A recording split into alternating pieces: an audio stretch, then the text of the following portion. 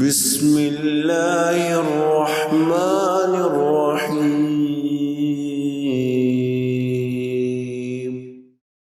امام احمد ابن حنبل رحمۃ اللہ علیہ اپنی اسناد سے اپنی کتاب الزہد میں فرماتے ہیں، حضور اکرم صلی اللہ علیہ وآلہ وسلم نے معاذ ابن جبل رضی اللہ تعالیٰ عنہ کو یمن کی طرف روانہ کرتے ہوئے نصیحت فرمائی، اے معاذ، عیش پرستی سے بچنا، اللہ کے بندے عیش پرست نہیں ہوتے۔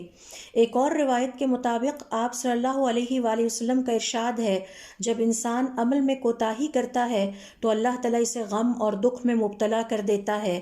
آپ صلی اللہ علیہ وآلہ وسلم فرماتے ہیں، قناعت وہ دولت ہے جو کبھی ختم نہیں ہوتی۔ حیا سراسر خیر ہے۔ حلال روزی طلب کرنا جہاد ہے۔ لوگوں کے ساتھ اچھا سلوک کرنا صدقہ ہے۔ مومن آسانیاں دینے والا نرم مزاج ہوتا ہے۔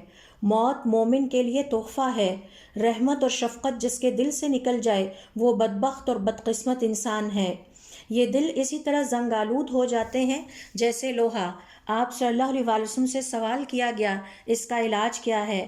آپ صلی اللہ علیہ وآلہ وسلم نے فرمایا، موت کو یاد کرنا اور قرآن کریم کی تلاوت کرنا۔ ایک لمحے کی خواہش نفس کی پیروی طویل غم میں مبتلا کرتی ہے۔ آپ صلی اللہ علیہ وآلہ وسلم کا ارشاد ہے، گناہ کم کر دو، موت آسان ہو جائے گی۔